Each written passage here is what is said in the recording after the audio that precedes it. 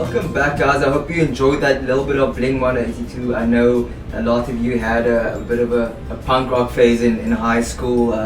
When I mentioned the name Jasper Basson, so I don't even want to ask what the memories are that are attached to that one. But unless you want to share it with us, Jasper? No, thank you. Okay. He says his boys might be listening in the future to the show, so he doesn't want to. Guys. So I actually when we were off air, and the thing is, I mentioned earlier that I'm a very passionate person. So when Jasper and I were talking now beforehand, before the music break, the things we're talking about really it's relevant to me as an entrepreneur, and that's why I know that it's so important for each and every other entrepreneur or young person or professional that really is committed to self-improvement. Even if you work for an organization, for an NPO, the way we can add value to the spheres that we operate in is to continuously improve ourselves. And sometimes that just means being honest with yourself about where you're at so that you can improve yourself, right? So I was telling Jasper now about where I'm at a little bit about where I'm at in my journey, and how hungry and how really I want to use the word desperate I am for these tips and these applications that he has to share with us, because if not now, guys, then when? 2020, 2021, when? Right? So sooner or later we have to take responsibility for our positions and do things to advance ourselves. So I know every person wants to be a blessing to their family. Every person with a heart, at least, wants to be good to their mom. You know, who doesn't want to say to their mom, okay, no, like, mom, don't worry, I'll do that for you. Okay, don't, daddy, don't worry, I'll do that for you. Whatever it is, right? Everybody wants to be able to do that. If you don't have parents, you have special people in your life still, so you get what I'm talking about. And that can only happen not by wishing and by hoping and by painting pictures about it, but those moments come to pass because of the daily things that we do, the daily habits that we implement, because those daily habits add up to the results that we want to see, right? So that was just in case you lost sight of why these daily habits are so important and why we need to listen up to Jasper. Super important. My phone is ringing, but I cannot take it right now. So Jasper, what I want to hear from you now is, I think we are you content with the morning rituals thing, the topic? Yes. Have you covered all that you need to cover? No, I think there's a lot of things that I really want to talk about still, but let's work on your topic, because I think, if you don't mind. Yeah, please go for it. Yeah. I think we all go through difficult times in business. We all go through all kinds of difficult times in our personal life. But what I've seen from entrepreneurs is that we all focus on, we're very focused on the business, we're very focused on mindset. But there's a lot of other parts of having a real successful entrepreneurial life or entrepreneurial journey. Mindset is only a part of really your journey. Mm-hmm. If we have a mind is strong and we're building a very big business, but our health is in a terrible situation, I can't serve you for very long, and I also don't have energy through the course of the day to really serve a lot of people. Yeah. So health is also a very big part of that, and there's other two parts. It's really to your health and your soul. Your spiritual side doesn't matter what you believe in, but your spiritual side.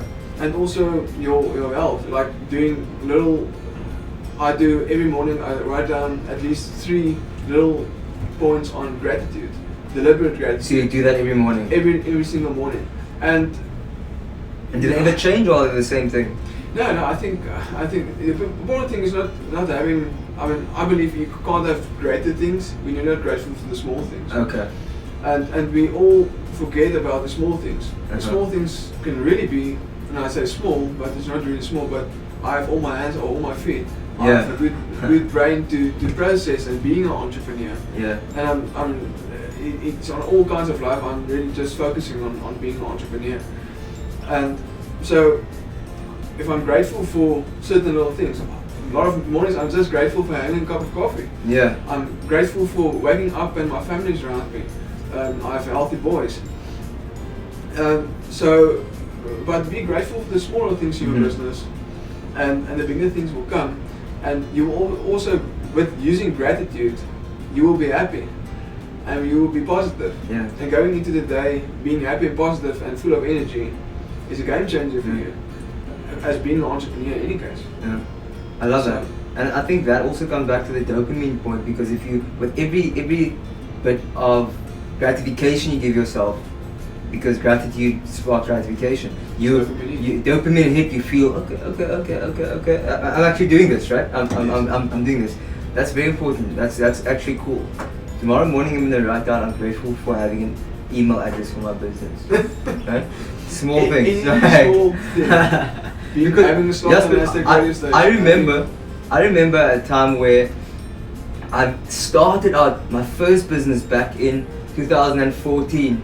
No, like 2013, when I was a final year student, and I started my first business, and I had a Gmail account, and I felt so embarrassed because I was emailing clients from a Gmail account, and I mean, since then I didn't give it a second thought when I eventually did proper business from the next year on, but looking back, like, that's something to be grateful for, right? Like, there's small things like that, like, having an office space to go to, right? Just simply having the opportunity to pursue your dreams as an entrepreneur. Well, that's a big one. Yeah. Being grateful for the five people in your life that really influence you. Wow. There's a lot of things to be grateful for, but I think the point is really just to really deliberately be grateful every day. And not taking for granted. Sends you out in the day of being grateful, being happy, being inspired. You keep mentioning dopamine, but it's quite an interesting point that the same part of the brain that's responsible for cocaine addiction is also the same part that's responsible for social media addiction. Yeah. So just that thought is really scaring me of not being on that too much. And having a morning ritual is one of the big no-nos, is really to be on electronic devices and really communicate on any kind of social media or electronic device for that matter. Yeah. And as Jasper was saying that, I was checking who these missed calls are that I have. So I had my phone in my hand while he's talking about this addiction to electronic devices, and it's like case in point. Yeah, case in point. You can't write these things. So Jasper, so after this conversation, I'm like, okay, Jasper knows what he's talking about. I like the fruit that I'm seeing in his business, in his personal life. He has time for his 2 kids. He has time for his wife. He has time to still do things like do kickboxing classes and do forest bathing. I know you do Palm Mountain quite regularly, and that sounds to me like a balanced life. So now I'm going like, yo, I'm a 27-year-old guy. In 15 years time, in 10 years time, whatever, I would like to have that kind of balance without sacrificing success or movement in my business. What would you say to that guy? Because there's a lot of points, but I think let's just stick to the small little things. And a lot of people, especially social media, again, I'm not against social media because it's a good platform for us, for businesses as well, and promoting your brand. But a lot of social media, especially I think Instagram, is really promoting that you need to work these massive hours to be a successful entrepreneur, and it's really not that true. If you go really deconstruct those entrepreneurs' lives, you will see that they don't really focus between 18 and 21. They're all over the show, constantly on social media, and I don't criticize. I'm just observing. No, it's the truth. Of a lot it's of people. The truth, So I think that's a real important point to start with. But then again, I would suggest every entrepreneur, before you start your week, every Sunday, just in half an hour or an hour. Every Monday, really write down your week plan. So you pre-plan your week, as if you pre-plan a holiday. You won't just go on a holiday, jump on the plane. Well, some people do, but most people plan the holiday, going on the plane, I will be in certain places, certain cities. An itinerary, yeah. Like itinerary. Yeah. So do the same in your diary. Use an old school diary. Forget about, you can do your electronic diaries, but go back to the old school. Actually write down your goals, write down your time slots for each week or each day, almost every hour. Because if you put down your goals, you will actually achieve them. If our goals are really just in our mind, it's very vague or very rare that it will actually become a reality. So if we do vague goal planning, we will get vague results. So really go in the beginning of a Monday morning very early, like between 4 to 6, that's my period of my morning routine. Or on a Sunday before you start your week, really go plan, write down your morning routine, 4 to 6, block out that time, block out your 8 to 1, block out your time after 5 that I will put off my phone and I'll spend time with my family. And same with, like you said, Palm Mountain. There's certain time slots in a day that's been allocated to do that. And if we focus on that specific times during the day, we will get everything done. So it's really a matter of really just write down in your diary, block down certain time slots in your diary. For the whole day, and you know exactly what to expect, and then people from outside can't really influence you because your mind is so strong, your goals are on paper, so in front of you, and you won't what I'm hearing from that, Jasper, is take ownership, take control. That's great. Take ownership, plan your day and guard that plan, protect that plan, because you know these things are the things that you need to do to achieve your goals, and don't allow anything else from the outside to come in and disrupt that. Yes. Emergencies will happen, granted, but as far as possible, stick to that plan. Yes. And make allowances in your daily schedule for those things that you would like to do, or for the people who you need to be there for. I think I can do that. I think I can definitely do that. And don't get me wrong, guys, we're not saying that you guys all suck and I suck and we are just losing. I'm doing cool things, right? And you guys might be doing cool things as well. In fact, I'm sure you are, because I know some of my listeners. I know you guys are doing cool things, but we can always do better, right? You know there are things that you wanted to achieve that you almost don't really want to think about because you feel too guilty, because you know you haven't written down a plan to get there. You know you're not putting in the daily steps to achieve that thing. We all have those things. What I'm saying is 2019 is the year for that. And we are going to get there by taking ownership and taking control. Writing down our days as per Basson, as per Jasper's advice. And we're going to get there. We're going to do it in 2019. And I'm going to hold you guys accountable. And I want you guys to hold me accountable. Okay. I'm going to keep an eye on Jasper's Instagram, on his podcast, and some exciting guests that he's mentioned that he's working on getting for his show.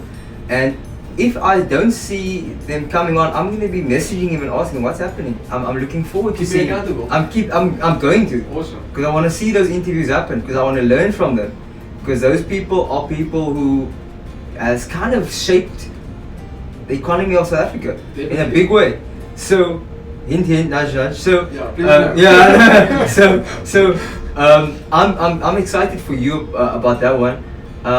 And yeah, guys. So 2019 is the year for each of us to do it, right? And not to say that 2020 won't be, but we start here and we just go bigger from here on out. Okay, Jasper, I want to thank you for that insight that you shared with us. But before we end off, I want to talk about lead optimization, because I'll tell you why. So I own Spyro Social Media, and we do social media ads and marketing campaigns. online and offline, right? So offline it's more consulting basis. We will plug them in with service providers. Online we can do the consultation and then also do the content creation, all that stuff. So I know I can be sitting with the best team, the best creativity, the best strategy, knowledge, everything. But if I can't make the sale, my company's gonna fail. If I can't make the sale to get the client, my company's gonna fail. And where am I even gonna find the clients to make the sale to, right? Because every second business you do, you're not gonna make a call to. It's like, they didn't have budget, this or that. So I know from speaking to other entrepreneurs and business people that lead generation is a big thing, online lead generation specifically.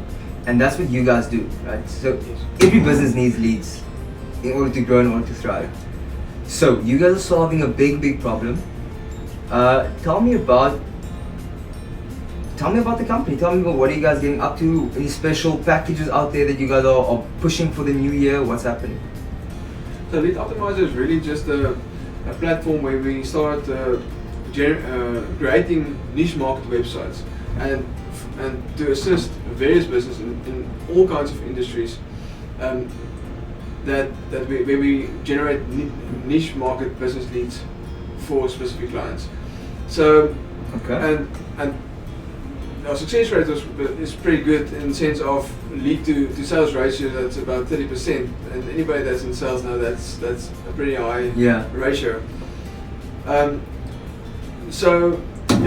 What we generally do, we don't really take on a lot of clients, and we're very picky on what clients we do pick up or do work together with. But we really go online and see what's the new trends. What's the trends that's really the buzzword currently, especially in South Africa, because that's where most of our work lies. Okay. And then we just create a website which is quite nice for me, as I really have been doing a lot of research on a variety of businesses. Okay. To write quite a few websites. We've got about 45, 50 websites on various niche markets. And the concept is really easy, or really simple, is that we generate that specific niche market website, and then people will find us on Google, searching for, let's call it, accountant in Cape Town, and they will funnel through our website, go through the contact form, and we will assist them. And from those really niche market leads that we receive, our conversion is about 30%. Wow. So, and then obviously we initially started just using it for ourselves. So the concept of Lead Optimizer was really just generating leads for ourselves, for our own variety of businesses. And then we started panning out to other clients that asked us to see hear me speak about the success of the lead to sales ratios. And we started working together with a variety of other industries and supplying them with leads. So it's not really the typical Instagram, social media marketing. We tend to see that you do have a ratio there, but the ratio is definitely not 30%. So, and we do use that some of the time, but our main focus is through Google. Okay, awesome. While you were talking now, I just did a quick Google search, average lead conversion rate. And it says here that the average lead conversion rate hovers between 5% to 10%. And Jasper is saying that with lead optimizers, they're pulling a 30% average.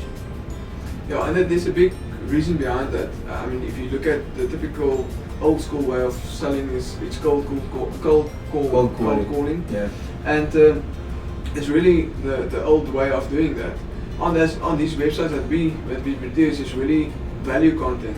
Yeah, it's content marketing. Probably 95% of the information on there is almost 95% of the subjects are on the websites. So if people do take the time and really read through that website, they will have 95% of the information on that specific subject. Okay. So and that's something I think a lot of entrepreneurs, to just go back to entrepreneurship, but a lot of entrepreneurs are very scared to give away the information, add value to other people. But the new way of marketing, like you know, is really adding value to other people's lives. Yeah. Producing content that's really inspiring people.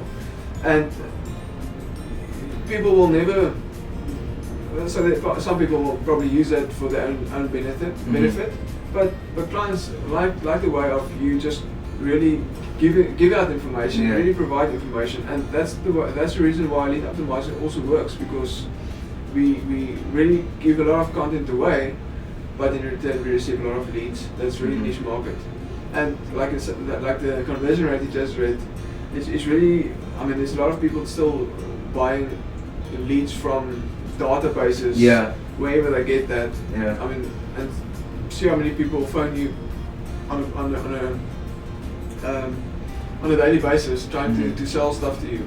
And a good point is, I mean, Liberty Life called me yesterday trying to sell me a income protected plan. Where did I get money from? But a good point is really, if I'm just going to use Vodacom just a really example, but I mean, they would call you constantly trying to sell you a cell phone contract or upgrade or whatever the case would be. You won't be interested. But tomorrow I want to upgrade my phone with Vodacom, and then I'm all ears to the consultant. You give me the best contract, I'm there, I will sign. So that's the concept as well of Lead Optimizer is, I don't go and chase you, you come to me because you have the need. Yesterday you didn't have the need of that specific service, but today I do, and I want to listen what you can offer. So that's a concept of creating a good ratio of lead to sales. It's the right thing at the right time. Yes. I love that. Okay, Jasper, I want to thank you so much for coming into Passion Project. I know we've been planning on doing this since like end of last year, close to end of last year. That's right. I'm super happy that we finally got to chat. I think it's probably not the last time. I'll definitely want to have you back.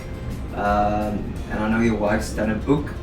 I'm curious to check out her work and maybe get her to discuss one of her books. I don't know what does she write on? My wife's a dog trainer, so she's got a variety of dog trainer, pet related. She's in various. She's got pet friendly accommodations. Got grooming parlor. She's a very good specialized trainer with reactive dogs and stuff. So all her books is, the first dog is winter dogs.